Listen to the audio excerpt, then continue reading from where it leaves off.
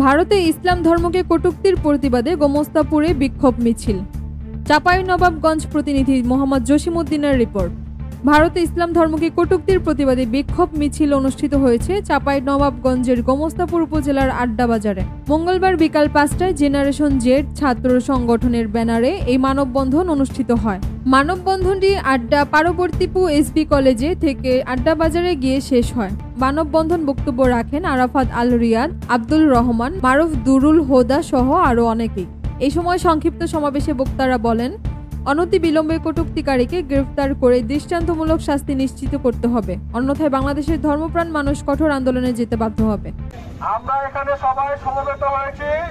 এখানে হচ্ছে ভারতের ইন্ডিয়ার একজন পুরোহিত, নাম হচ্ছে ওই রামগিরি মহারাজ, হচ্ছে উনি একজন পুরোহিত। উনি আমাদের নবীকে নিয়ে অপমাননা করেছেন, আমাদের নবীজির চরিত্র নিয়েও কথা বলেছেন।